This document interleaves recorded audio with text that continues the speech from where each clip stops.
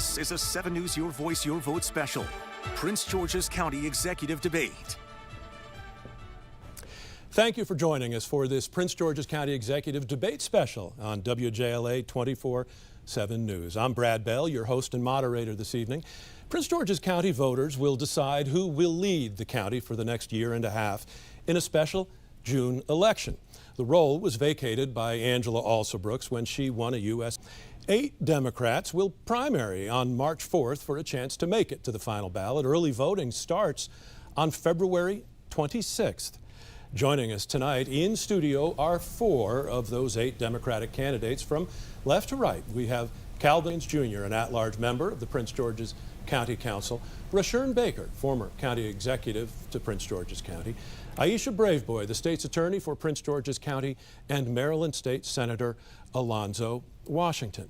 Now, these 4 candidates qualified for tonight's debate based on campaign reporting deadlines set by Prince George's County's Board of Elections. They each reported at least $10,000 cash on hand by the January 15th deadline. Now, 7 News' Scott Thuman has a look at the other 4 Democratic candidates in the race. Thank you, Brad. All of these candidates are familiar faces in the community. Marcellus Cruz is a businessman who runs tech company Cruising. It supplies audio and video services to state agencies, schools, and businesses in D.C., Maryland, and Virginia. Now, Cruz received the... Also on the ballot is Ron Hunt. He owns the website and mobile app company Vidi. Now, Hunt says he was key in transforming the Arthur Capper Carrollsburg community into one of the top neighborhoods in the district. He also says he helped rewrite the local alcohol beverage control laws in 2001 with former D.C. Councilmember Sharon Ambrose. All right, voters may remember Albert Slocum when he ran for Prince George's County Councilman for District 5 in 2018. Slocum has decades of experience in banking and real estate. And attorney Moisette Tanya Sweat specializes in federal consumer protection and employment law. After serving in the U.S. Air Force, she became the Financial Compliance Director for the Office of Consumer Protection with the National Credit Union Administration. She also runs her local Parent, Teacher, and Student Association. Each of these candidates was offered an interview on WJLA 24/7. Only Cruz and Slocum accepted, and you can find their interviews and more information about these candidates and their campaigns on WJLA.com. Brad, back to you.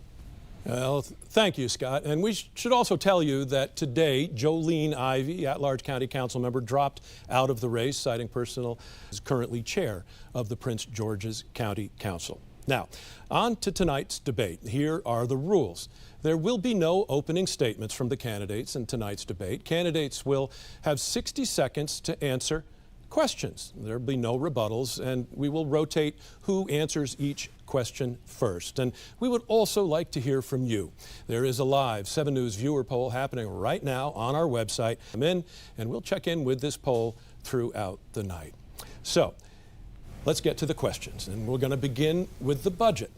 Prince George's County is facing a budget crisis. The latest number is a $170 million deficit, and it could get worse as the state and federal government tighten their belts. So we ask you, candidates, how will you fix it during your term? What role would a tax increase play? What role would budget cuts play? And we're going to begin with Mr. Hawkins. Thank you, Brad, for the opportunity to answer that question. As you may know, and the citizens may not know, we have a legal obligation to balance the budget by the time we pass the budget. As a council member currently serving on the Prince George's County Council, I will have an opportunity to work with my colleagues and deal with that projected deficit, and we will make certain that we not only pass a balanced budget, but we will do what's necessary. I will say to my colleagues, and I will say to those of you who are watching, I'm committed to ensuring that the basic services our government should offer is provided. I'm also committed to the infrastructure that is important to keep our government going. And lastly, I will do what we need to do to ensure that the citizens are not terribly impacted by our decisions as council members in passing the budget. Thank you, Mr. Hawkins. We move on now to Senator Washington. Your answer.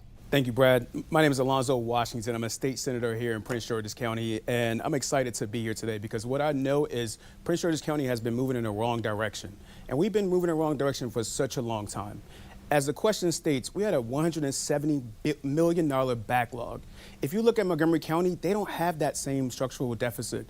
In Prince George's County, we've overspent too many times, and we need to balance our budget. I've had a history of balancing 13 consecutive budgets here in the state of Maryland as a state senator.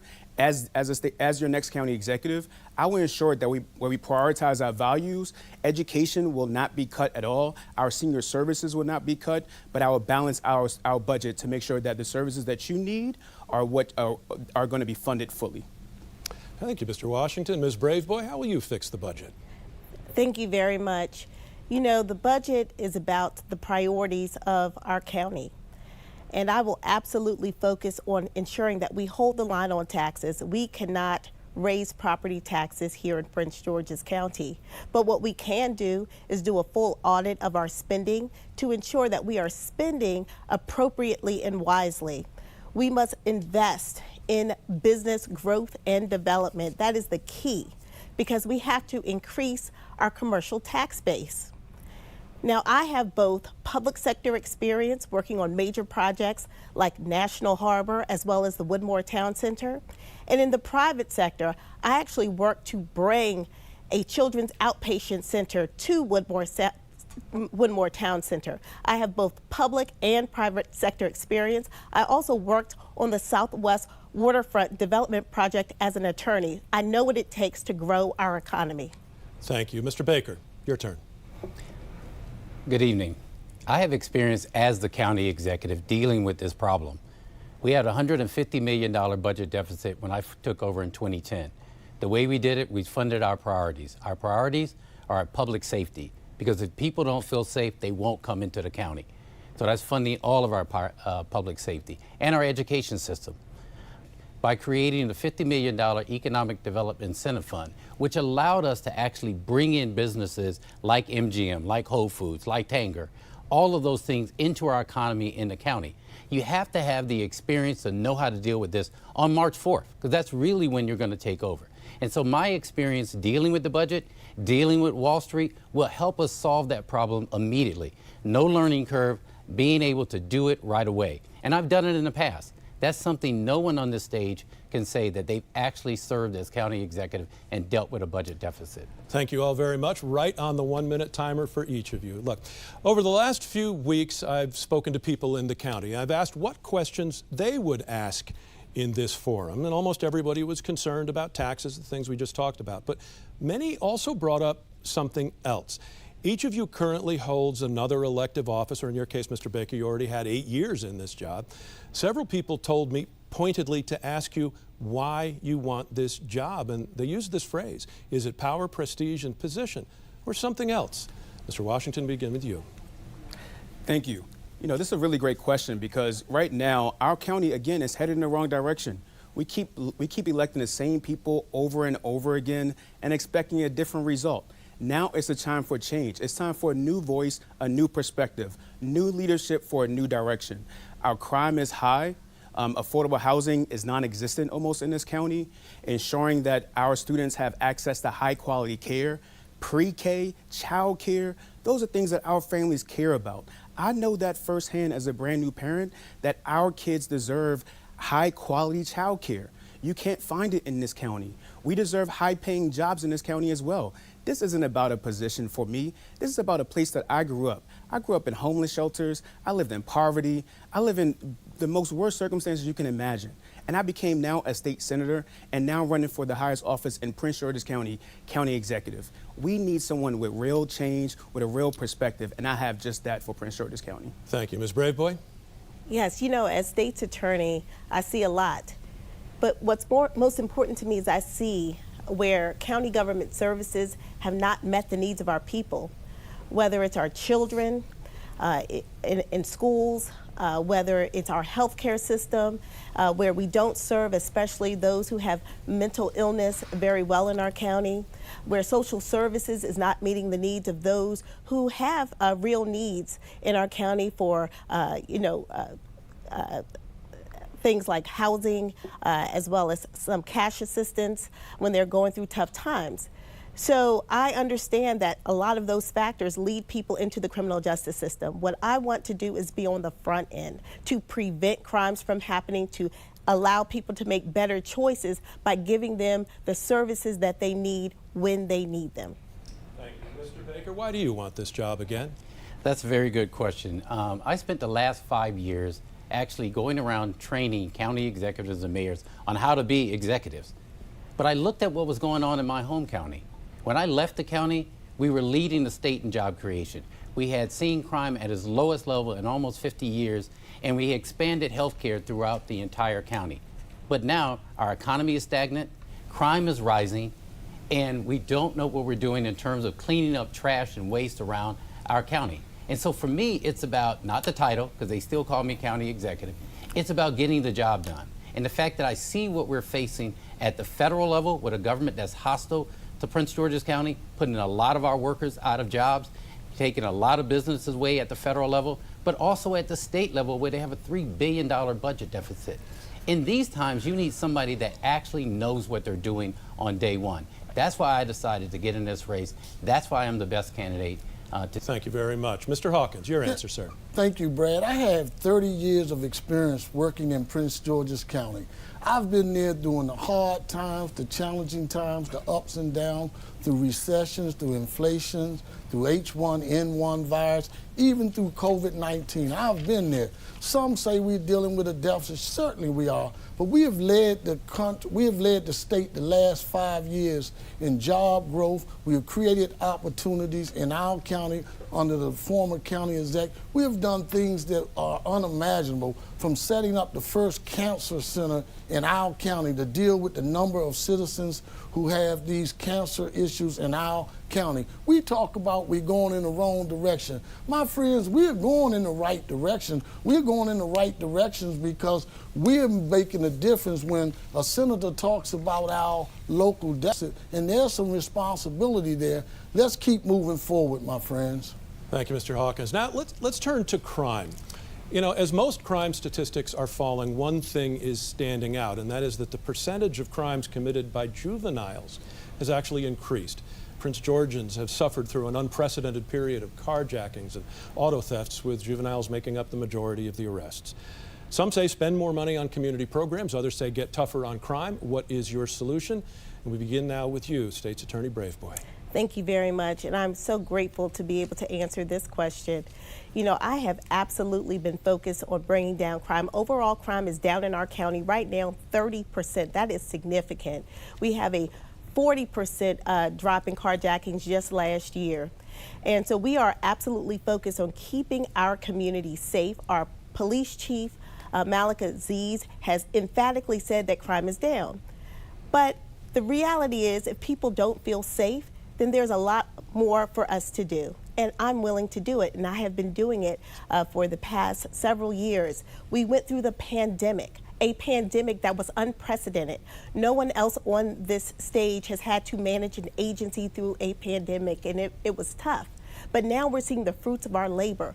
We're seeing every major category of crime is down right now in Prince George's County, and we are very proud of that. And I went last year to the General Assembly to get tougher juvenile laws, and those passed, and I work with Governor Moore to do it. Thank you very much. Mr. Baker, crime. Yeah, unfortunately, crime isn't down. If you look at crime over the last 6 years, it has gone up. It may be down from last year. Homicides way up in our carjackings, way up in robberies. That means we're doing something wrong. And we're seeing too many juveniles who are committing these crimes.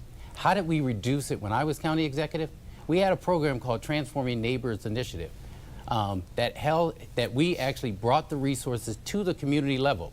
We also had 100 officers down in our fire department and EMS. Without the necessary personnel and resources to deal with these issues, it will keep spiking. It doesn't matter what we say. If people don't feel safe, they're not safe. And businesses won't invest in here. When I'm county executive again, we will deal with this issue. We'll make sure we get our hands around it. That's how we deal with it. All right. Thank you, Mr. Baker. Mr. Hawkins, your response. Mr. Baker, as I shared with him before, he had a very effective state's attorney in Angela Brooks working with him.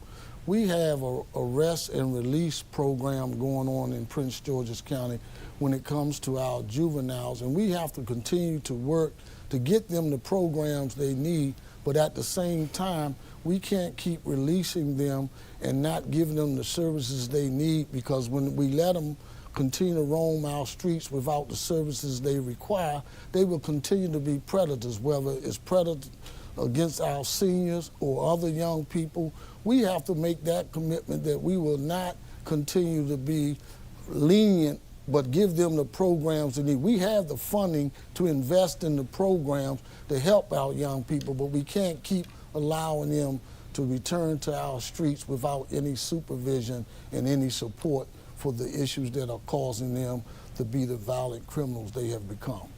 Thank you very much. Mr. Washington, crime, specifically juvenile crime. Thank you. You know, I've had the unfortunate opportunity to visit two candlelight vigils where two teens were shot and killed recently in January.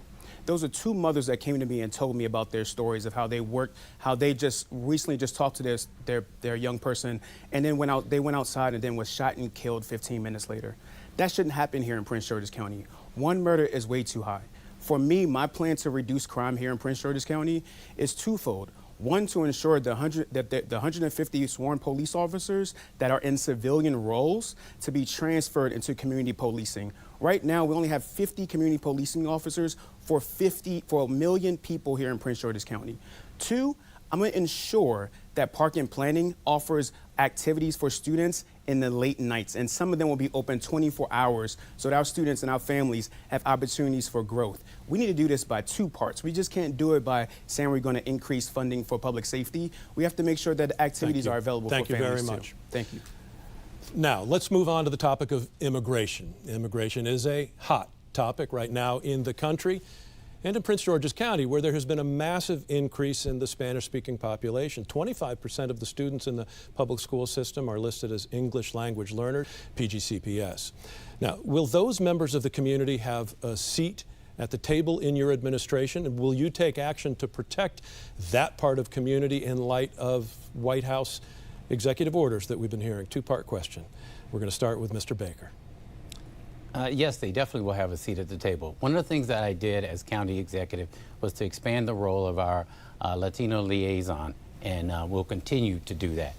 But the other thing, and I'm so glad that I got the endorsement of our public safety unions in Prince George's County, because it's not only dealing with crime, it's also dealing with people who are afraid to turn in things that are happening in their neighborhoods. So those of us in our immigrant community who may be unsure of their immigration status, it has a chilling effect. I went through this during the Trump administration during my last 2 years as county executive. We saw what the chilling effect would have by Trump saying he's going to have ICE agents at our schools, at our hospitals, in our homes.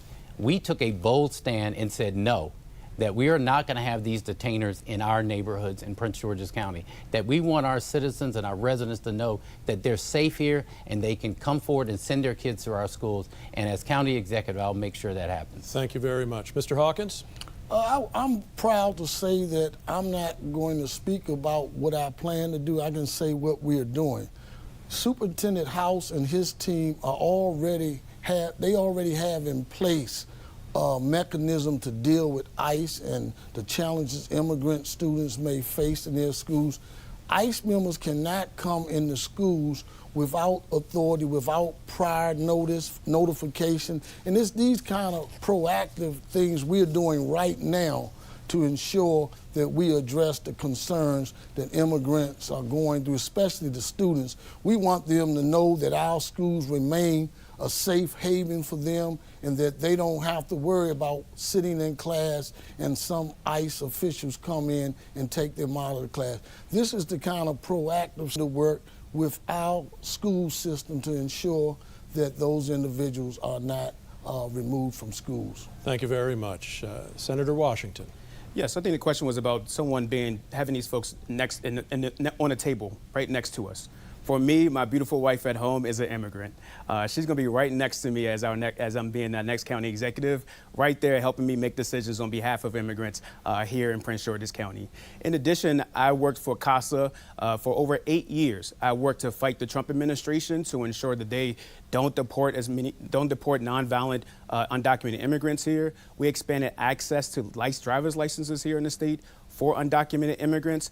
In my cabinet, I'm gonna make sure I have the most diverse cabinet we have seen to make sure it reflects the diversity of Prince George's County. Not only I'm gonna make sure that there's a Latino in my cabinet, I'll make sure people with disabilities are in my cabinet, ensure that African immigrants are in my cabinet, and ensure that we have them at the forefront of our leadership here in Prince George's County as your next county executive.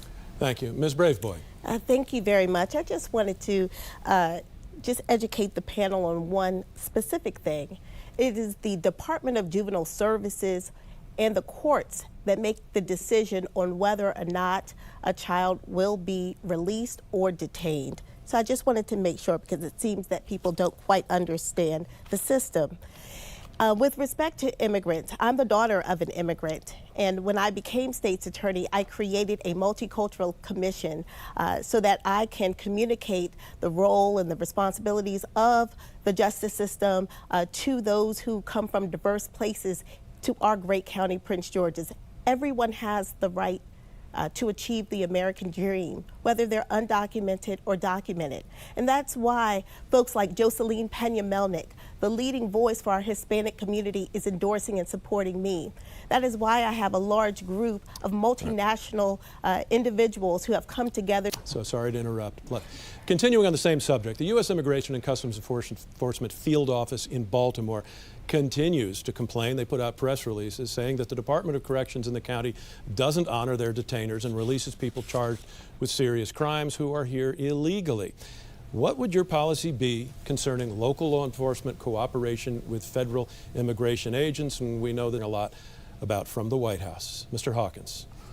I want to say, Brad, I was a part of the legislation that created the challenges they are speaking about, because what was occurring is a young person or an individual who was incarcerated or detained at our Department of Corrections the courts may say, hey, you can release this individual, but our correctional officials were holding these individuals until ICE would come and pick them up. They will release them and ICE will be standing or outside waiting to arrest them. And we said that was policies that are fair for our immigrants, at least give them a chance. If you are stopped for a traffic violation and they take you to Department of Correction and a commissioner realized that there's no need to detain you, you should not be held until ICE has come to pick you up. That's just unfair. And again, I will continue to support that policy. All right, thank you. Senator Washington? Yes, thank you. You know, I've been a strong supporter of our immigrant communities, and I'm gonna ensure that we uphold the current law, that our law enforcement officers don't enforce our immigration laws here in the state here in Prince George's County. We have a high crime here in the county. No matter what folks are saying here, the crime is rising, whether it's rape, whether it's burglaries, assaults, domestic violence. Our police officers deserve to be on the street enforcing those laws, not immigration laws. We have so much work to do in the county where we need a new perspective to ensure, like I said earlier, we're removing our police officers, that are 150 of them, that are sworn officers, that are in civilian positions. We move those into community policing officers. We're going to build a better relationship with our immigrant community so we know exactly who they are and we can protect them and not be deported by ICE. We have a lot of work to do.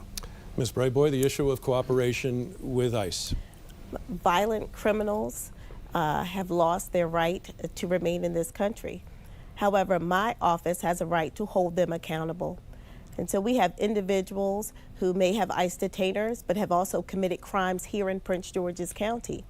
And so I'm committed to prosecuting them and holding them accountable for the crimes they have committed here. And once they have served their time, they should be deported and leave and go back to their home country.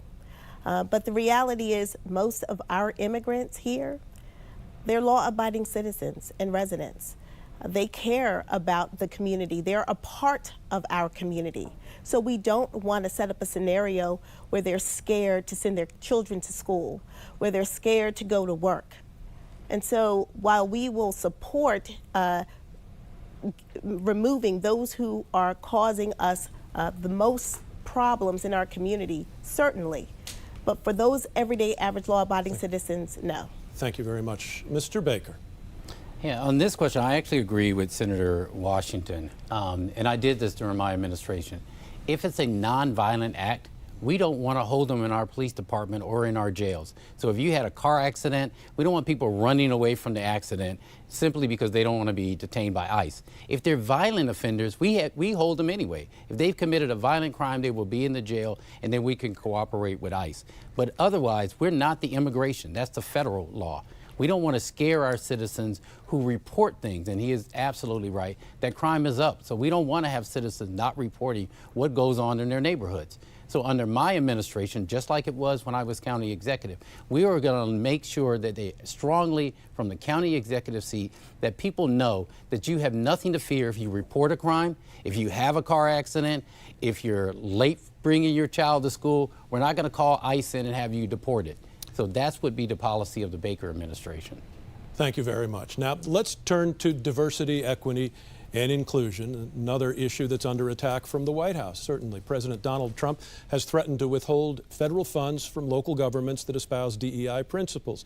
What is your view of DEI efforts within Prince George's County government, and do you plan to maintain that view with funds for local services or organizations potentially at risk, with some punishment potentially from the White House, we should say? And we'll begin with Mr. Hawkins.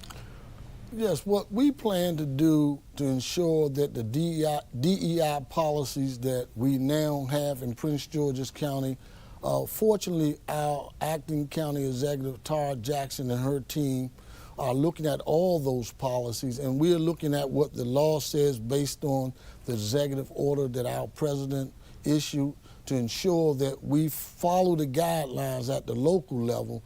But we're going to continue to do those programs that we have found effective, those programs that have worked, but we are going to do it in a way that we are not in violation of that executive order. And I believe there's a way to do it, and there's a way to be creative to ensure that we are meeting the needs of our citizens while not violating what the department, what the president has issued regarding the DEI initiative that he put forward. I'm excited about the chance to that issue in a different light. Thank you very much. Mr. Washington, your response, sir? Thank you. Isn't it sad that this powerful man is afraid of three words: diversity, equity, and inclusion? Words that we should live by as a society here, of a country that was built on the backs of black people and slaves here in this country. We deserve better in this country. We deserve a leader that's going to stand up and fight against the Trump administration. We're going to double down under my leadership for DEI principles, ensuring that black women, black men, African American, DEI is about. That's what diversity, equity, and inclusion, those words that this man is afraid of, that he blamed a helicopter crash on. We got bigger things to worry about in this country. We're going to make sure that I highlight diversity, equity, and inclusion in my administration. That's why we're going to have an awesome, culturally diverse cabinet here in Prince George's County. Thank you very much. Ms. Braveboy. Thank you very much. You know, diversity really is our superpower. You know, in the state's attorney's office, I have a diverse staff. In fact, I hired the very first blind assistant state's attorney. And what that does is it allows us as an office to see people differently and understand their true abilities differently. We have Spanish speakers, we have people who are from West Africa, we have individuals from our Asian community, we have Caucasian people in our office too, we have everyone. And it's because of that diversity that we are able to serve a diverse population so much better. We're able to culturally connect with people, to provide services in the languages that they need, and also have a sense of empathy for people who may be coming here from different places and really don't understand our system of justice. So I'll apply those same principles to our county government.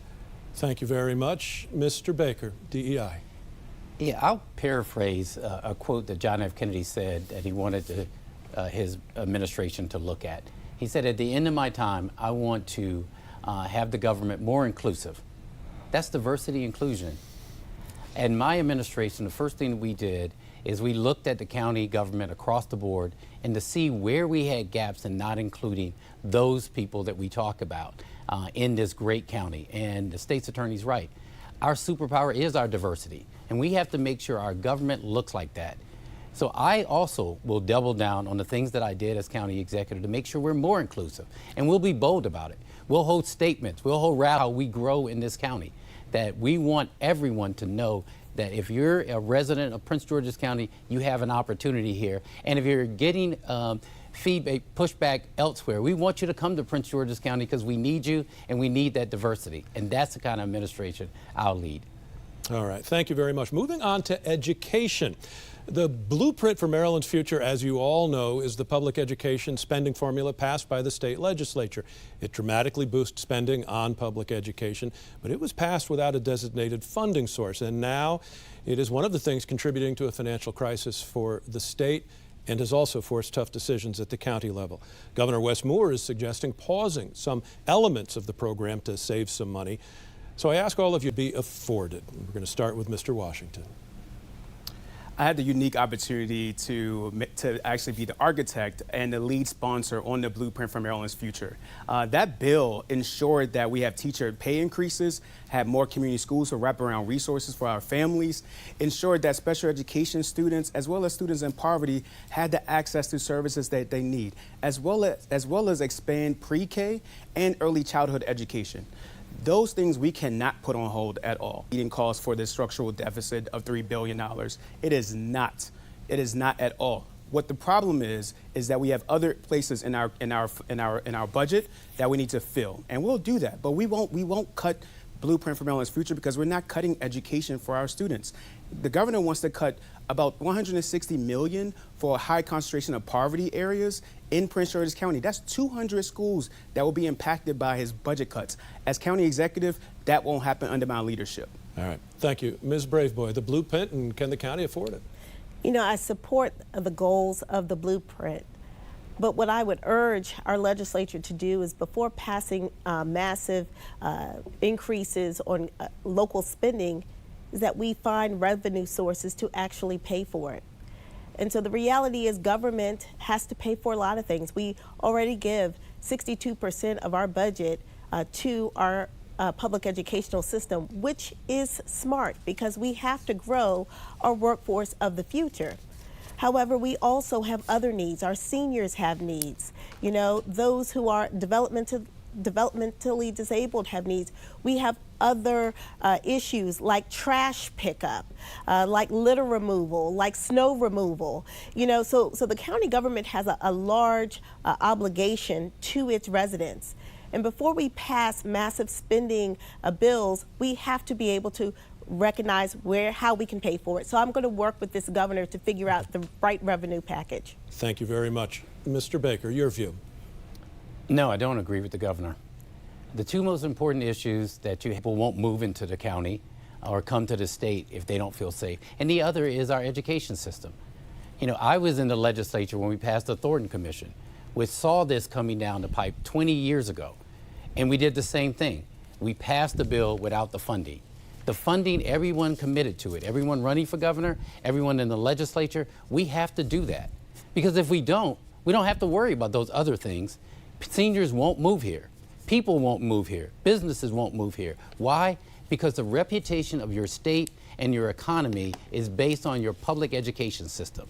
So what people will do is move from Prince George's County and move to places, whether it's Fairfax County or whether it's Howard County or other places. We have to invest in our education system, and we have to invest strongly. So I support state level and the local level to fund the blueprint. Thank you very much. Mr. Hawkins. 62% of our budget goes to public education. The idea about the blueprint for education is a great one. But when you have the responsibility of finding the funds for it, turn to the local government like Baltimore City and Prince George's County. Again, we give 62% of our budget to the public school system. We are already funding at a level our public school system. Yes, this is a great idea, but without the revenue source, it handcuffs what Prince George's County can do. And yes, the facts show that that's one of the major issues with the structural deficit we are now dealing with. If we did not have the blueprint for education as a part of something we have to pay for, we could do a better job addressing the budget issue. Thank you very much. Now, let's turn now to the local economy, and this is something we've heard about for years. Prince George's County residents say they suffer from a lack of services. People often talk about the lack of high-end retail and restaurants. Aside from National Harbor, do you have any plans or projects that you would implement to encourage businesses to relocate within Prince George's County? Ms. Braithwaite. Thank you so much for that question. I'll continue the work of our prior County Executive Angela Alsop-Brooks in focusing on the Blue Line corridor. However, we need to start right on the district line so that we can build quality housing as well as retail and commercial and business development there. You know, I have the experience. I have worked on projects here in the county where we used tax incentives in order to spur development, like we did at Woodmore, like we did at National Harbor. I will also take the know-how that I have in working on projects like the Southwest Waterfront Redevelopment Project to encourage smart growth, smart development around our metro stations. We have the most undeveloped metro stations in this region. It's an area where we can invest in without burdening our roadways. Thank you. Mr. Baker. Yes, that tax incentive that the state's attorney is talking about is our $50 million economic development tax incentive that we use to expand what's going on at the Woodmore Town Center. We also brought the county administration building down to Largo. We brought the new hospital to Largo. So we're developing around those metro systems. If you look at New Carrollton now, it didn't look that way in 2010 before I came in. We develop around that area. We're building a Purple Line. We develop around Suitland. But all of these things go into the last question we had about education. How do we fund education without going into property taxes? You do things like MGM. You bring in Whole Foods. You bring in the business community, which is why, as county executive, what I did was go to the business community and say, why aren't you investing in Prince George's County? And we talked them into coming here. I'll do the same thing, but you have to be the cheerleader for the county. You have to know what you're doing. I will do that and have our economy rolling again. Thank you. Mr. Hawkins, bringing those amenities to the county. How are you going to do it? When you look at the District of Columbia, how it looked 20 years ago and how it looks now, we have the blueprint right there in the District of Columbia, what we need to do in Prince George's County.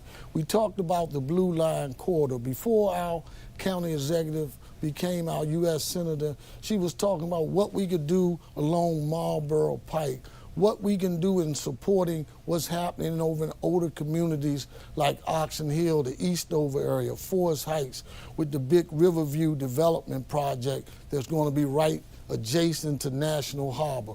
Taking economic incentives and taking them to these communities, our older communities, and ensuring we have the development we need.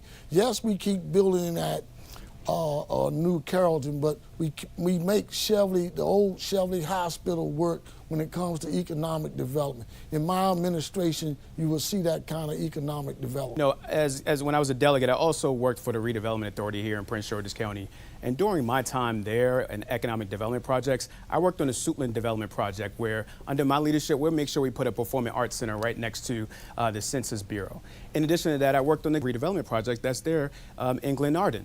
We need more economic development. So right now, it's about looking at the next frontier of our economy, and that's technology. Right now here in Prince George's County, we have NASA, we also have the University of Maryland, and we have NOAA.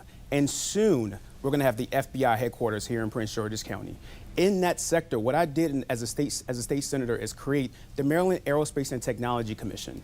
We're going to create that zone there so we can incentivize new contractors, new development in that zone and in that area, while still doing the same things around the county to attract businesses throughout the county. We have 6,600 jobs available in technology jobs, and we need our people ready for those jobs.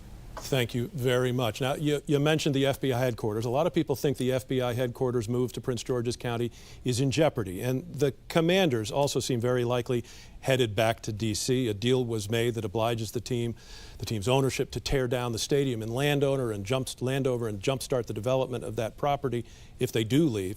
And there has been talk of the Blue Line. You all just mentioned it, the Blue Line corridor revitalization. It's been talked about for years now.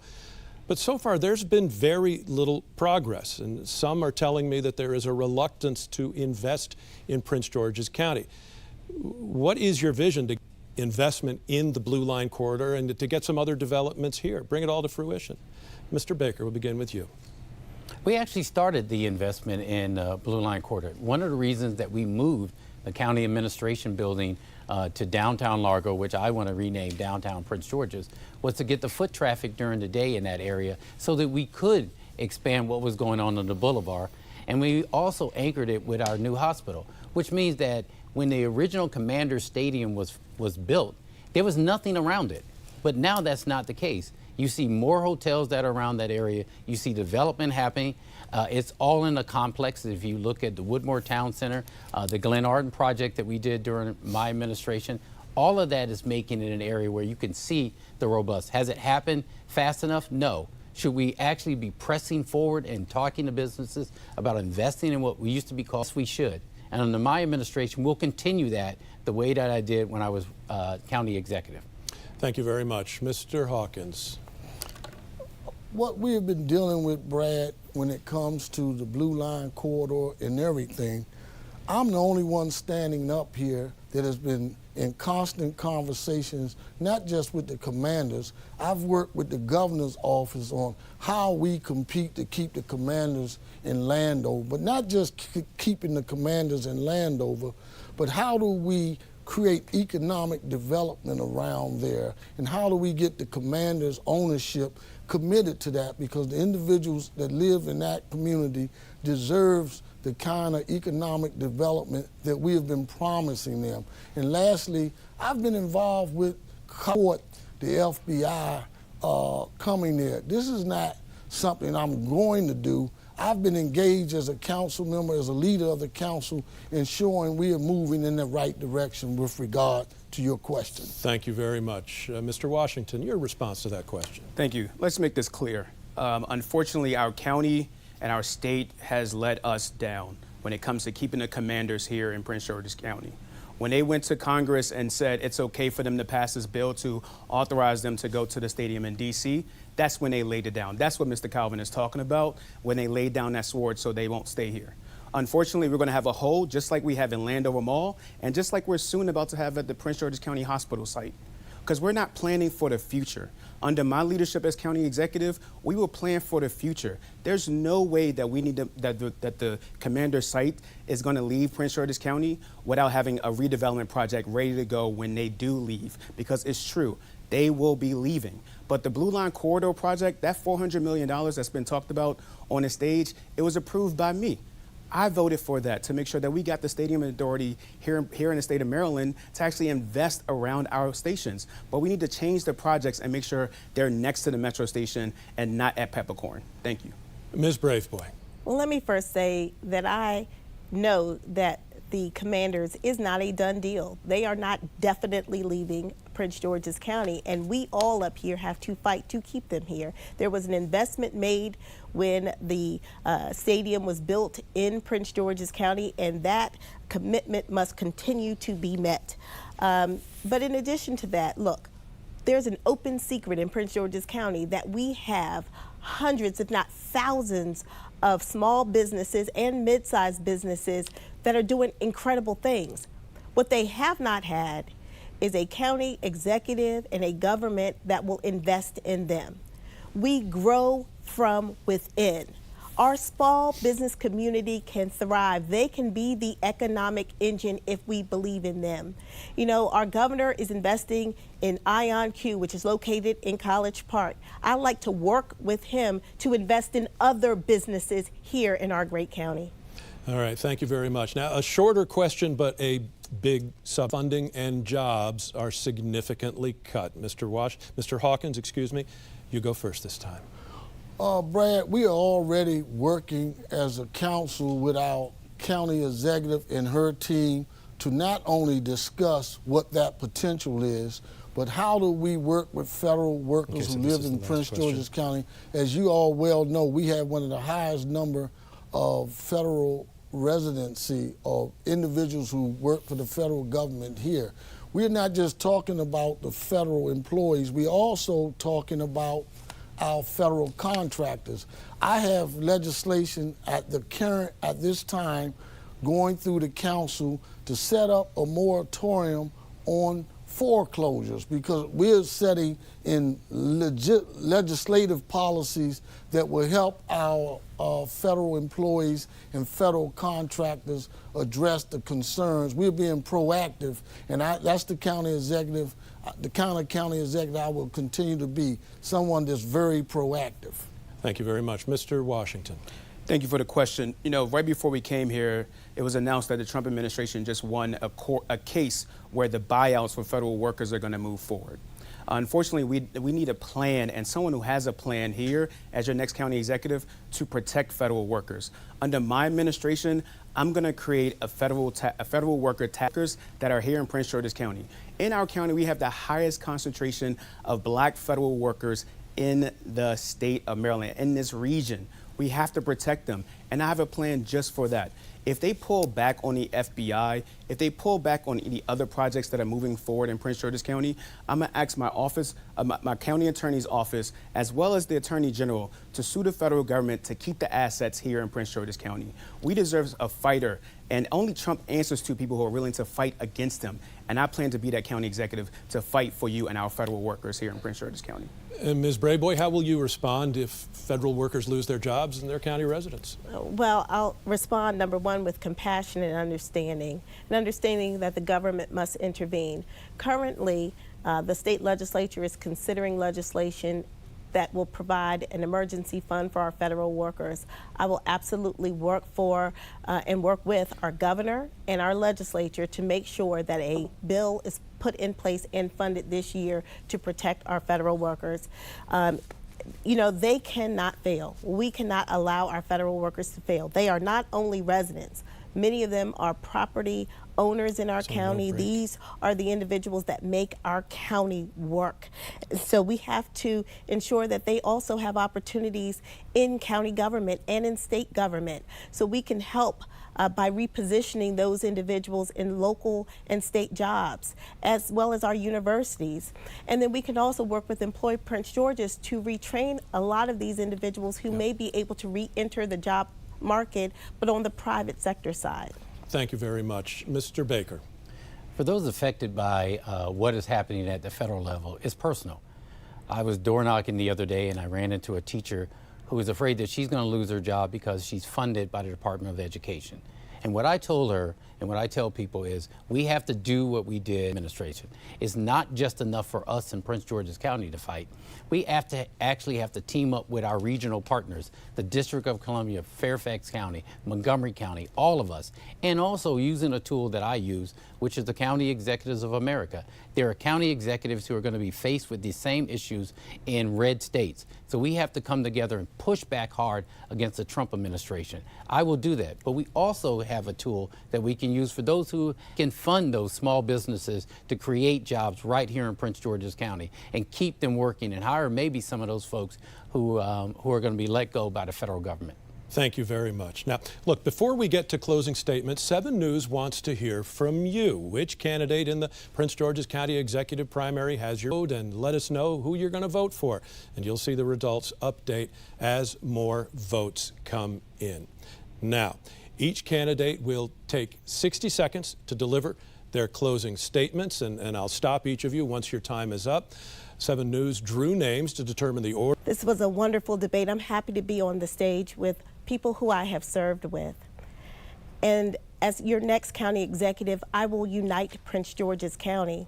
Right now, we need leadership that is not divisive. We need leadership that will unite us so that we can confront some of the very real issues that we're dealing with right now, like the potential loss of federal government jobs, obviously our budget deficit, but more importantly for so many people, a loss of hope and a loss of opportunity.